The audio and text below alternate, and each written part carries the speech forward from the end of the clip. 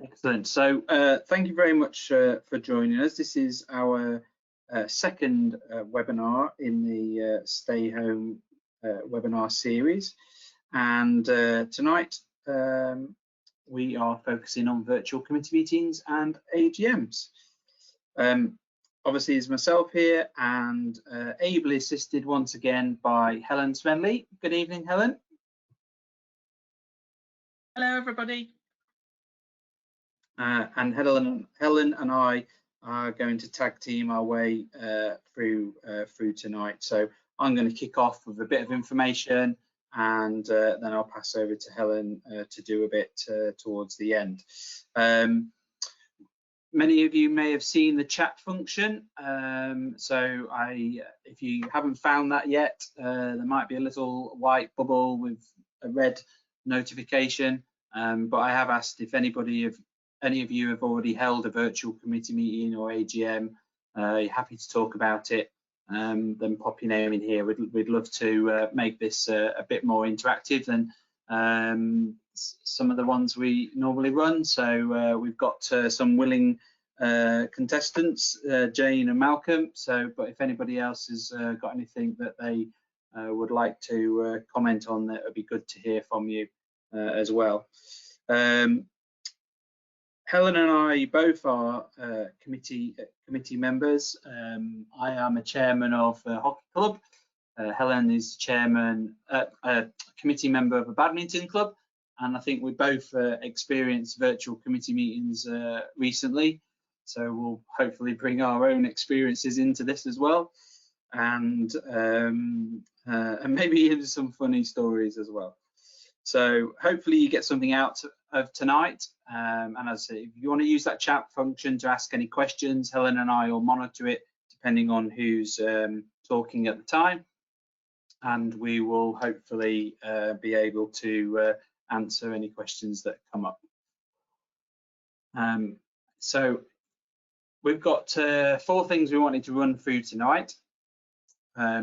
Emergency funding. It's got nothing to do with virtual committee meetings or AGMs, I realise that, but this is obviously a great opportunity. There's 27 of you on the call at the moment, a great opportunity to make you fully aware that there is funding out there, should you be looking for that.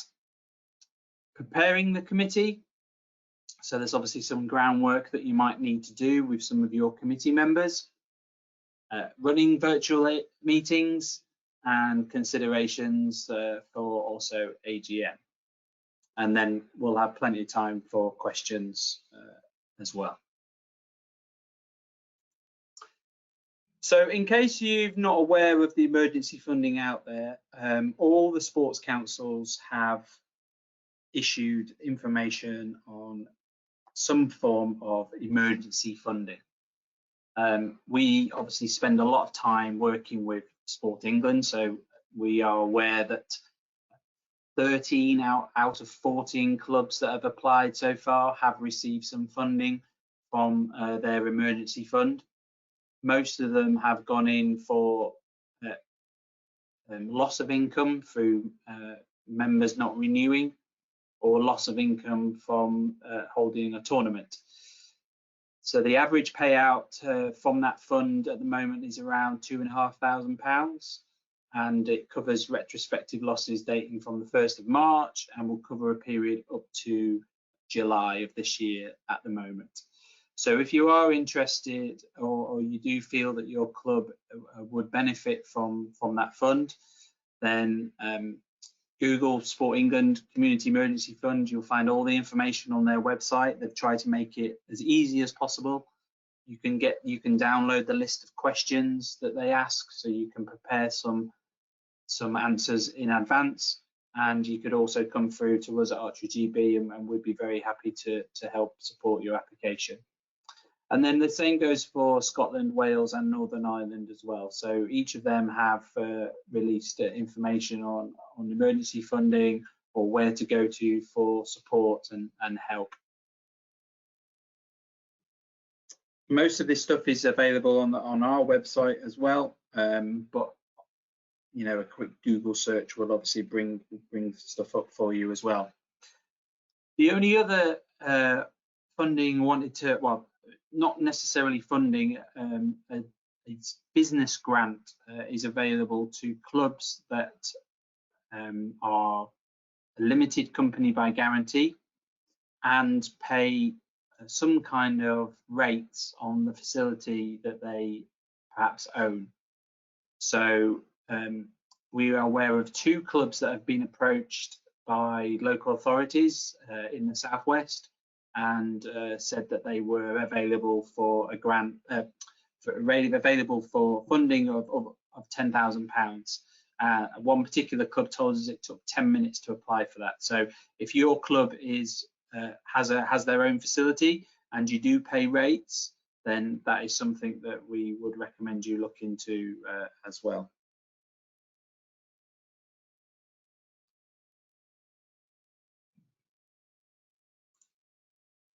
So the benefits of meetings online. I'm sure we've all been in meetings that look a little bit like this. I certainly have, and I was probably the person at the front taking the meeting. Obviously, meeting online does save people time. At the moment, they're not traveling, but you can obviously cut down on the time it takes to go through a whole meeting. Potentially as well, you're going to get more people engaged than usual. And if you did have to hire somewhere, then obviously there's a financial savings in running it online as well.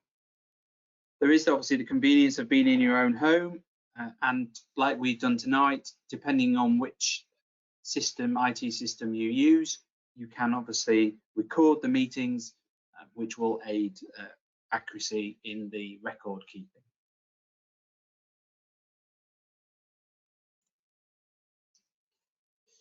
So when you're preparing for virtual meetings, there are a number of things that you need to consider. A committee's role is to provide leadership and make decisions about the strategic direction of your club. This can be done effectively virtually as it is done face-to-face on normal occasions. You should be clear on your direction of travel.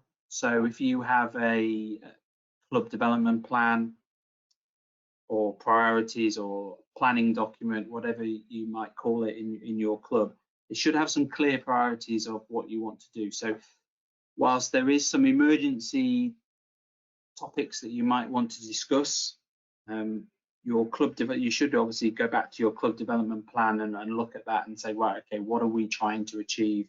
What do we need to discuss? Is it planning for going back indoors? Is it planning for the outdoor season? Is it planning for more coaches or whatever it may be? And that should have roles and responsibilities. So whilst we all have committee roles and titles, this is a great opportunity to check that everyone's clear on that and focusing on the activities that you need to be doing. Those decisions and activities that you are going to talk about, you need to obviously decide whether any of them can be deferred, and that will ensure that you're prioritizing effectively on the matters at hand. Any meeting that you take place should follow your constitution. So it may be that you have a quorum of 5, 6, or 7 people. So make sure that you're following your constitution. During this time, during this lockdown period, obviously it's a great chance to review your constitution and obviously make sure that it's up to date and make sure everything in there is what you're working towards. There's no right or wrong approach to taking meetings virtually, but obviously through tonight we'll take you through some top tips and hopefully we'll hear from some people who have run their own as well. And as I said, at this time where we've got some of us have got a bit more time on our hands, then it may be that you can use technology to your advantage. It may be that you can review how your club is organized. It may be that you've got some tasks that you've always put off and you've never had time to do. and now is the time, obviously, to look at them and decide which of one of those can be taken forward. The number of technology options for communication is obviously vast, and everyone's got their favourites. So don't be afraid of doing meetings online. When we first started doing webinars, it is a bit nerve-wracking at first.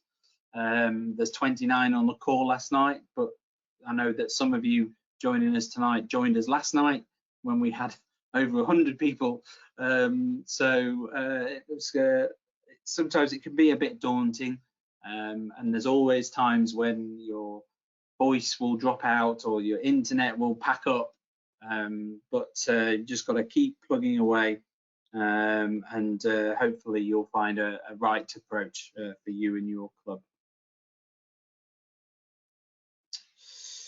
So that's the end of my little section, and I'm going to hand over to Helen, who's going to take us through the next bits, and I'm sure we'll at some stage bring in those people that put their names on the chat as well. So, Helen. Thanks very much, Aaron. Yes, yes, if you are willing to comment on some tips or experiences that you feel might be beneficial for other people to hear about tonight, then and for those of you who joined the call a little bit late, we are going to have that opportunity for you to speak towards the end tonight, or maybe ask questions, and maybe we can have a little discussion later on. So we're going to move on and look at running a virtual meeting or an AGM. They're going to be two different sections that we're going to look at next.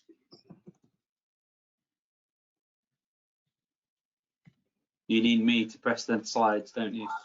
Yes, please. Yeah. There we go. Okay, so it's definitely worth having at least one person responsible for the hosting arrangements.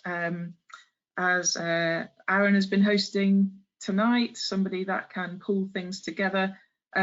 Even better when there's a couple of people able to do that. We're going to come back to this in more detail a little bit later, but make sure that everyone is confident with the technology that you wish to use. That will involve checking in on people who perhaps never used that particular type of technology before that you're proposing to use, and just maybe checking with them that they have some questions, if they have some questions in advance. If it's an important meeting, all committee meetings and virtual meetings, certainly AGMs are really important, then for it to be truly inclusive, it needs to include everyone, even if they do struggle with the particular type of IT that you've chosen. So that's something to plan in advance and work at. Good communication is really key. It must work for everybody, as we've touched on. And also, you've probably all become used to it in the last few weeks if you've done a lot online, but there's a certain conversation etiquette that probably is best to adopt when you're having meetings online. People getting used to perhaps when to mute themselves, turn their microphones on, how to get people's attention, using the chat function if there is one. Sometimes you have the opportunity to raise a hand to let the host know you would like to say something, when to speak, when not to speak, and so on. Just running a normal conversation is different online. The body cues, the body language is different. So it takes a little bit of getting used to, and I think takes a little bit longer as well. So you might need to take that into account. So somebody still needs to be hosting your conversation, as Aaron said, to try and make sure that you're covering the points you've decided you need to cover. And that involves drawing people in as well. So somebody working hard at hosting the meeting is important. Helen, Susan Corliss, hi Susan, has asked a really good question. They've delayed their AGM and expect the only option will be to, like many of us, we've delayed our AGM as well, that we'll have to do this virtually. But there's one member who's not online, doesn't have emails. Any recommendations for how we handle that situation? I was in a meeting first thing this morning with one person who didn't have email as well, and the only way we found around it, it wasn't an AGM, it was just a committee meeting, but the person in question was on the telephone, and we put them on speakerphone next to a laptop so that they could contribute and could hear the discussion. And it just took us a little bit more care in explaining the different stages of the meeting that we were at, and that worked quite well. I don't know if anyone else has any ideas about how to tackle that. I think the yeah. Oh, So can I so how are you? Yes, just about, yes. Yeah, yeah, we have this exact same problem. What we did was to send out a note, basically a letter saying here are the resolutions we wanted to pass. We went for an SGM. We did delay our AGM, but then we've scheduled an SGM to basically keep the committee going, and there was a couple of other items that we needed to address urgently. We sent those by letter. He then responded, so he got his vote, and we also used that same mechanism for people that couldn't attend, so that again they could just reply again by letter if they choose, or via email. So that we deal with it that way. Great, thank you, Malcolm. Yeah. I certainly when we send out the go-to meeting, the system we're using tonight, there is a telephone number in it, and I think as Susan said herself, we use Teams a lot as well, and I think there is a telephone option in that. So I'm not too sure about Zoom. I'm not too I don't think there is on Zoom. No. Okay. Yeah. Thank you. Right. Great question. Oh yes, Alan's commented that you can call into Zoom. Sorry. All right. Yeah. Brilliant. Thanks, Sounds Alan. good. Okay.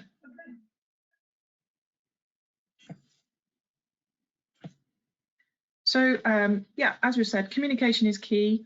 The committee needs to oversee a communications plan that outlines engagement with all different groups that need to be involved. So as we've mentioned, it could be by phone, text, email, video call, but it has to work for everyone. The plan needs to identify what communication goes out to whom and when. So make sure your communications are clear and concise. I think particularly at this time, that is really important, as people's timescales are very different at the moment, and some are extremely busy trying to schedule everything in. So be clear and concise. Make sure the committee have defined the club or organisation's presence, how you're going to meet online, that you're consistent and professional in your approach. How are you using your social media, your website and your member communications? Are you being consistent across them all? Again, if you would like to, there's the Club Matters website, which is available for advice and guidance on how to give your club a strong online presence. And there is also a marketing and promotion webinar that we've got running as part of the Stay Home webinar series later in May, next month. So check your understanding within your committee when using virtual methods of communication. Without body language, sometimes those cues are missed. Those cues that we use when we talk face to face, or clarifying somebody's understanding takes a little bit more hard work when you're online. And take your time on calls and video calls to make sure everyone is in the same understanding. You can use phone calls and video conference calls to communicate among the committee internally, and emails and text messages are good, but when you're running an organisation remotely, talking to people is still really important. Sometimes the fewer people that need to contribute to a decision, the easier it will be when working virtually. The more people on a video conference, for example, the harder it is to let everyone's voice be heard, which is one of the reasons why on an example like tonight, it's easier to have a presenter and have people muted and draw people in at appropriate times.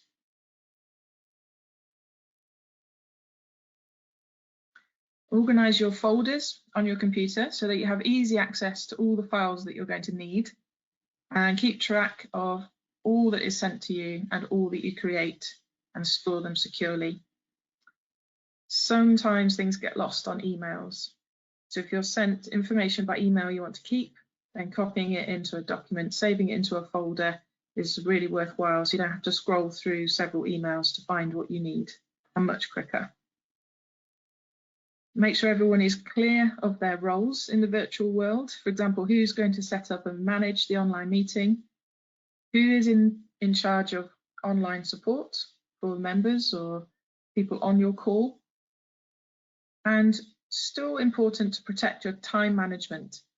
Even though it may not happen at the same time in the same way, and it's good to identify the times that people are available to speak, so you have good quality conversations. Someone is keeping an eye on the clock.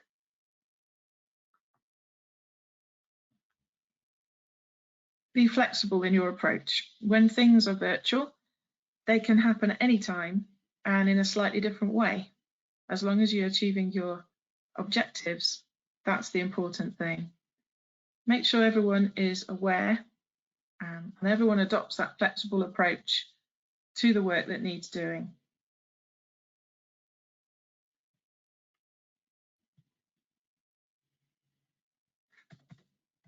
Another comment, Helen, from Chris. As another organisation he's a part of, they sent out proxy votes. So for the AGM, the votes required are defined in advance. So obviously, if you've got decisions to be made, you can obviously send out proxy votes and collect them back in before the actual meeting. Yes, and we are going to touch on proxy votes in the AGM section. That's great, yes. A few comments around Zoom as well. Obviously the free version. So we have clarified. Alan's obviously our Zoom expert tonight. So yeah, you can dial in for the free version of Zoom. Obviously it's 40 minutes, but Chris has clarified that you can all log off and log back in using the same link, and obviously reset the clock. A little bit like when you were younger and your dad told you to get off the phone and you had to put it down and dial again after an hour. Back to you, Helen. Okay, now we all want to know who you were talking to. Okay, so technology. So we've said to agree on the IT system that you want to use. And as we are talking about Zoom, etc., it highlights the point there are so many different options out there. Something to be careful of is using too many different types of IT systems, which could become confusing, a little bit overwhelming, not knowing which one to log into, but knowing that there's a call somewhere that you need to be on. So agree the technology you're going to use to communicate, and what do you want to say, and what is the best method in order to deliver that. Make sure people can use the method effectively. Might be worth sending around a skills matrix to understand what people are able to use within your committee. Plan your approach to upskilling people. Is it possible to call on anyone within your club who is confident or has particular expertise in that area of technology, maybe to provide you with some training?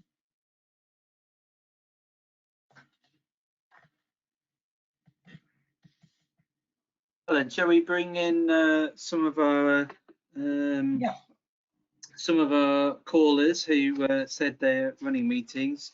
Jane, you were first up. Hi. Hello, how are you? Hello. Yeah, we ran a county committee meeting on Monday night. First time we've done that. And I realised it was going to be, because it was going to be quite a lot of people, we needed to do a dry run. So on Friday night and Sunday night, I did a dry run, and we had both times about half a dozen people coming in who'd never tried, because we did it via Skype, and people had never tried Skype before came in. It ironed out issues with some people could get vision, but then they couldn't get sound. But then we discovered the chat side of things, because that was new to me. So it was a case of they could hear me, but we couldn't hear them, but then they could communicate via chat. So we kind of established that that could work in the meeting. And so that was good for the people that were, you know, it was all new technology. But I then had a list of everybody that came to was going to be coming to the meeting, expected at the meeting. So people were joining the meeting because they all had the link. And then when it came round to actually, that once we'd established that people had got into the meeting, like today, everybody muted the call, you know, muted themselves. And then I went down the list and made sure that every single person could speak on what we were discussing, and that nobody was missed at all. And then when I did that, it was a case of, right, okay, have I had everybody, have I caught everybody, you know, and just gave the time for people then to make any comments if they needed to. So that worked really well, but it was having that list in the first place to make sure that everybody was connected. But the muting thing is the most important thing, because otherwise you get an echoey, feedbacky thing, and it's nobody can hear you, and you can't, you know, it just gets very, very distracting. Yeah, a bit like what happened to me last night. That's a really good tip, Jane. Thanks for that. No worries. I was going to ask you a question. I can't. It's gone completely out of my head. Okay, if I remember it, I'll come back to it. But yeah, okay. That's great. Thank you, Jane. Thank you, Jane.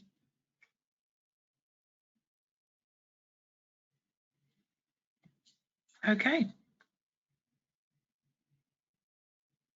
So do you need to ask yourselves a question of when is the best time to run the particular meeting you're looking to plan?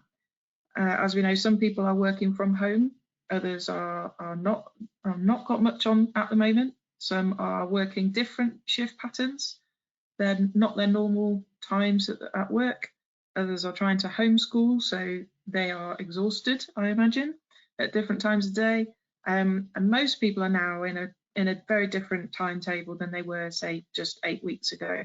So what is the best time for you to run your meeting that works for everyone? Do you need to run a doodle poll to find out the best time, or some other way of asking your members when they can all meet, when they're not going to be thinking about the next thing that they need to rush off to, perhaps? So as Jane's really handily mentioned, sometimes it's useful to arrange a practice to help people get accustomed to the IT, and also just accustomed to communicating together virtually. And we've touched on engaging all members, clearly communicating the login details, and offering help to those who need it. Also, you might normally hand out reports at a meeting that will need to be sent around in advance, by email perhaps, or other ways if you feel like email is not appropriate. So are there reports you need to distribute? What might happen if your technology completely fails? So if the internet goes down and you've planned an AGM or a really important meeting, what is your backup plan? Or if your host loses connection, what's your backup plan?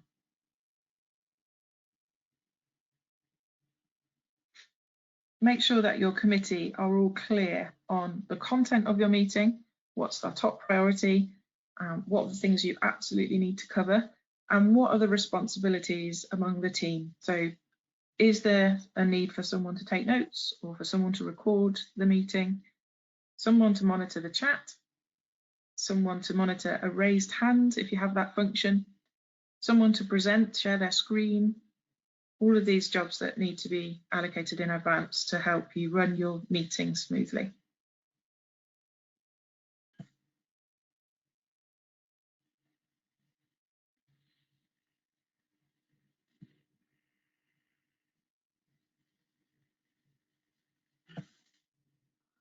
So as we've mentioned, having someone who's clearly hosting the meeting is really good, and to explain from the beginning the expectations to everyone on the call of what is going to happen and how to engage. Use of camera and microphone. Do you want people to have cameras on or off? Do they know how to put them on and off? Do they know how to mute themselves and unmute themselves? As we've mentioned, a potential technology failure plan is good to have up your sleeve. And on some IT, you do need to have shared the hosting function beforehand in order to pass it over to somebody else. Making clear notes might be important. If you're not recording, or if you are recording, maybe things to come back to during the call. Someone checking that the action points have been clarified. Responsibilities are recorded so that you can go forward efficiently. Keep an eye on your timings and clarify what's going to happen next before you finish your meeting. So how will people be able to access the notes if you've taken notes, or access your recording? Where would they find those? And what's the date of your next meeting going to be?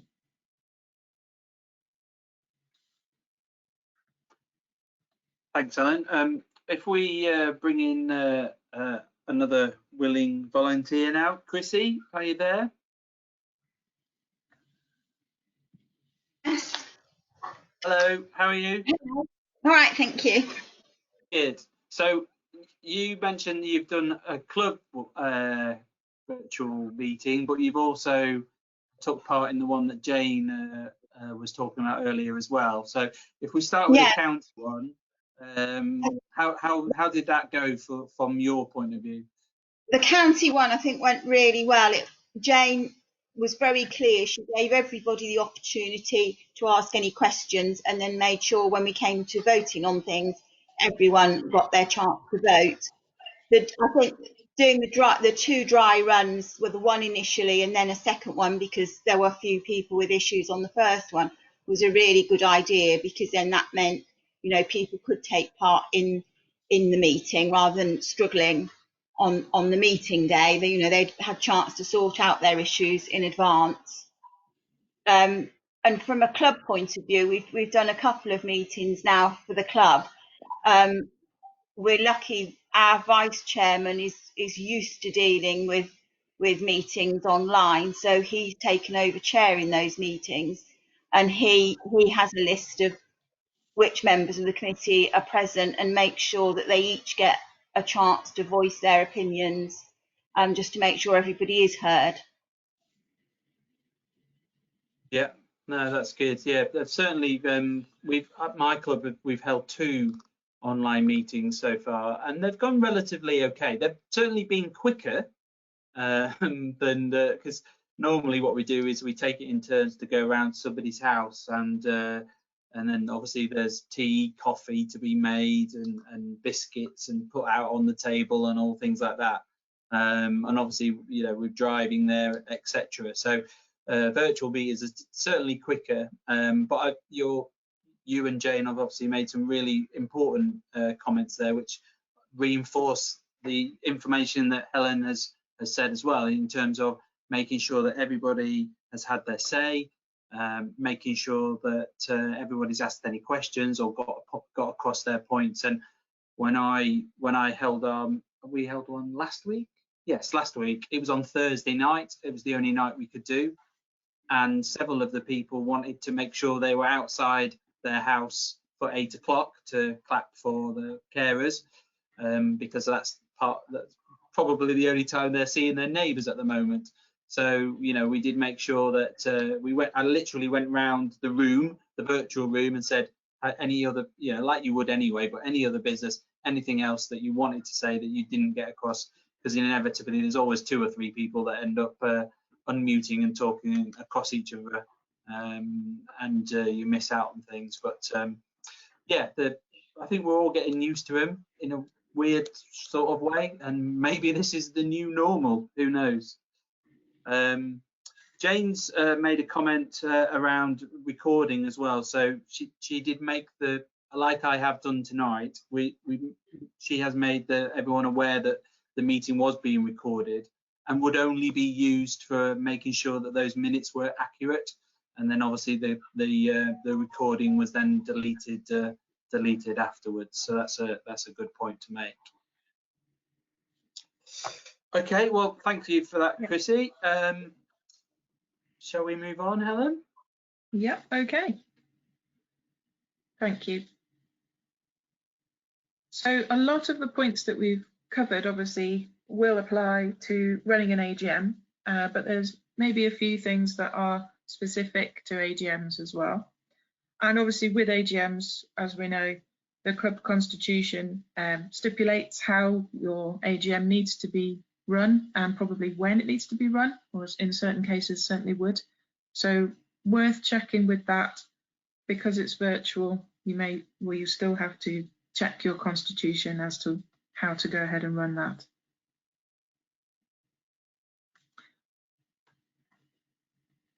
So we've mentioned about checking in advance when is the best time to make sure you're going to be quorate, but also that everyone has a fair chance to participate.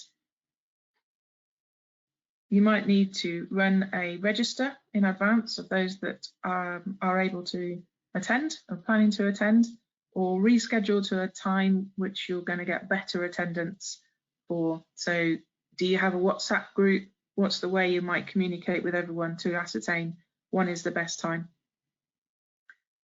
How will you get everyone involved? And you know your club characteristics better than anyone else. Is there someone that you feel would never speak on a virtual online meeting that perhaps needs to be drawn in other ways, or maybe needs to have a conversation in advance of the meeting to explain some of the things that are going to be discussed and to try and see if you can help them have their say? So the fair chance to participate is important. Some people might talk a lot, which is also something to be managed carefully. Still having those kind of skills of chairing the meeting, really important. And we've mentioned already, can someone call into the meeting if they cannot access a video call, or find some other way of engaging them? And again, clarifying the rules of engagement, especially in an AGM, might be even more important. So do you want to, if you're running it for a large group of people, do you want to make sure that the security of your online call is intact by running the waiting room feature on Zoom? If you're using Zoom or other methods, you can also limit your participants once everyone is into a call if you wanted to, so that you weren't worried about extra people joining that you didn't know who they were. There's a function to do that.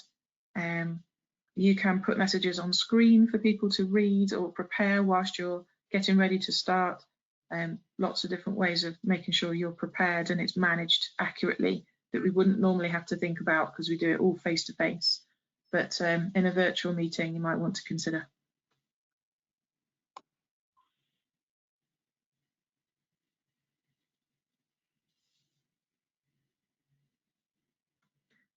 So it was great to touch on proxy voting earlier on, and maybe others have comments on voting. If you have in a moment, then feel free to be drawn into the conversation, but consider how people might vote anonymously. Is it through a direct message? Is it through an email before you even start the call? Is it through the chat function? Maybe you want to limit that so that the messages go only directly to the host, so they're not shared across everyone. Is everyone confident how to do that before they do it and then regret it? Do you want to use a Google form or use SurveyMonkey to try and ascertain how people want to vote? How would people cast a proxy vote as well if they were unable to take part in the meeting, or if you just decided that the fairest way is to do it all that way? What's the method you're going to use to make sure it's safe and everyone understands? Who will count the votes and how will you count the votes? How will they be recorded? And yeah, who's going to do that role? Who's going to be the teller? Do you need more than one? Do you need a second teller? So all these considerations. Is there anyone that wants to comment on proxy voting or sharing votes.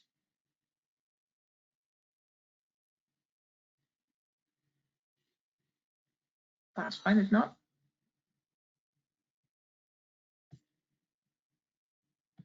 Okay.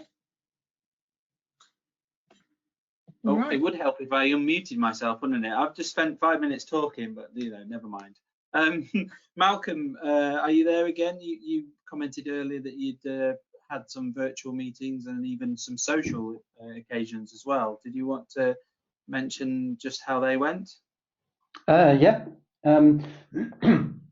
Yeah, we had a first committee meeting a couple of weeks back using one technology. I think it was called, it was a bit of an odd one, I think it was called Jitsu or something like that,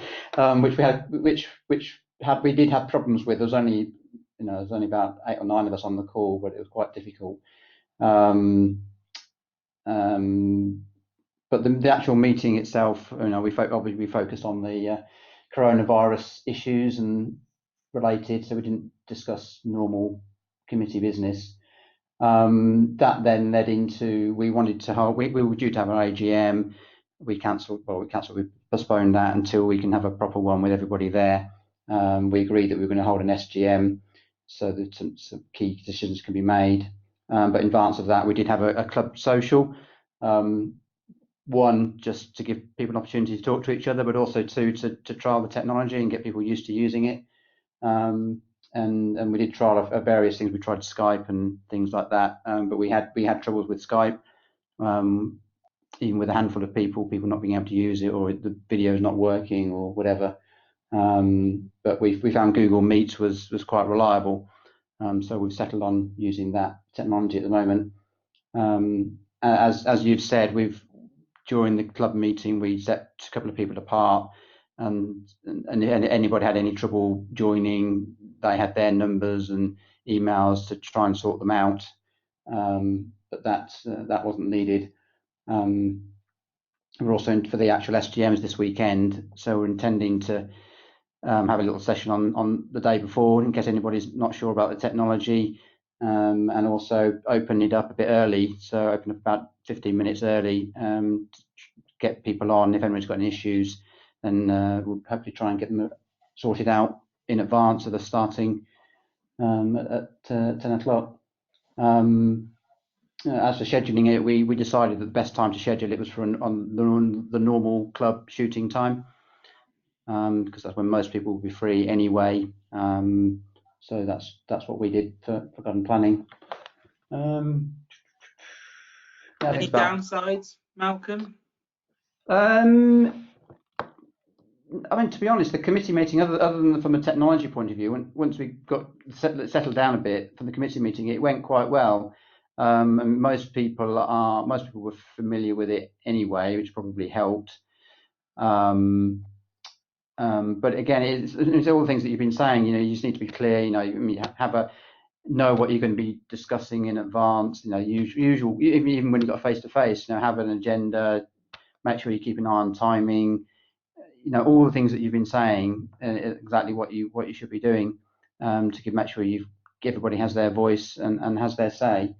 So no, I mean, we didn't have any particular problems. Even in the club social, we expected to have issues with people not getting used to the technology, but other than people not turning their mics off, it went really well. So yeah, I mean, I wouldn't, if anybody's hesitating about doing a club virtual meeting, I just carry on. They're fine. People, it will work. It will be fine. That's great. Thank you, Malcolm. That's good.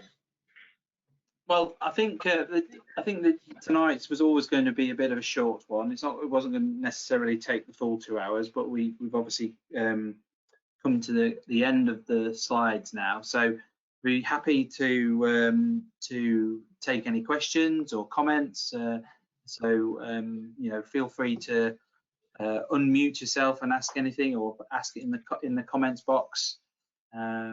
If you wanted to clarify anything, or if you've got anything else you wanted to mention.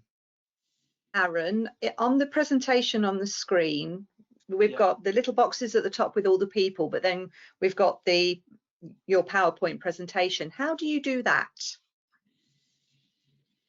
As in share the screen? Yeah, is that what it is? It's share screen, is it? Yeah.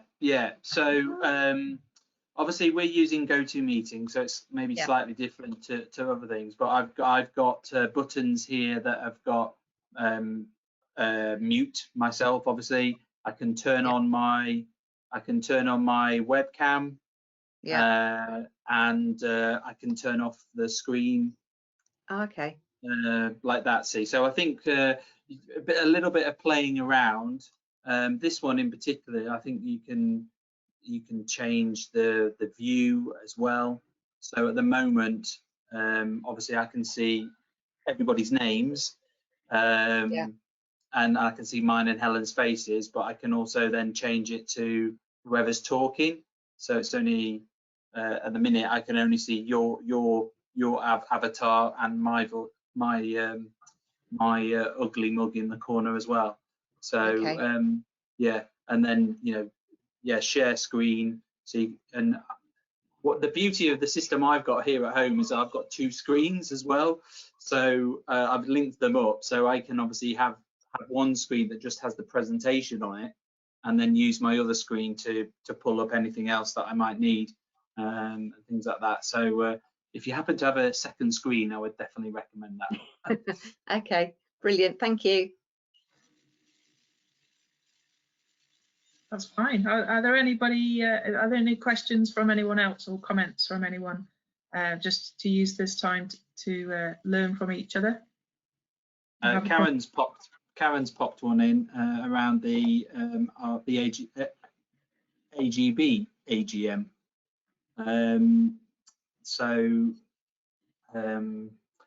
You have to. Can you remember the date of the AGM now? I think they announced it last week. I think. Yeah, I think that it's the 11th of July. I think it went that notification it went out a couple of days ago. My understanding is that we will be streaming it because we might be still in lockdown mode. We might still be having social distancing. So the voting has taken place for that, and I think the chairman's put up a notice on the website today about the voting from that. But my understanding is that we will be streaming the AGM. Yes. Yeah, and to confirm, that is the 11th of July that's been rescheduled to. And yeah, as Aaron says, they're exploring opportunities to deliver in the conference online.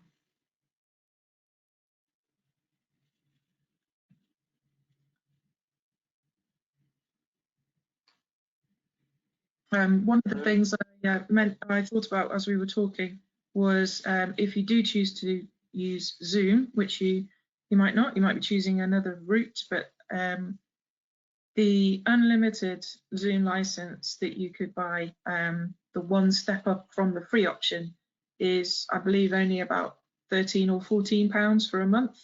So if there is a 1 or 2 months during this period that you feel you'd need it heavily for longer periods of time, you could buy yourself a license, which then would enable you to also run breakout rooms. So you'd get everybody into the one call and then can split people down into smaller groups. So if you've got subcommittees, or if you've got a junior committee or an equipment group, then you could have time in your meeting for those subcommittees to discuss just amongst themselves and bring everyone back together again at the end, which is a handy little feature.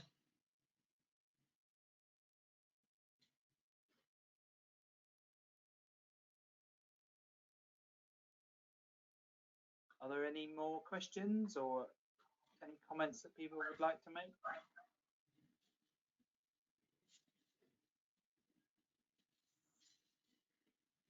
Been really good. It's been really interesting and helpful. So thank you. Oh, thanks. Thank you, Jane. Thanks for comments from yourself, Chrissy and Malcolm as well. It's very good to listen to what other people are doing as well. So thank you. No worries.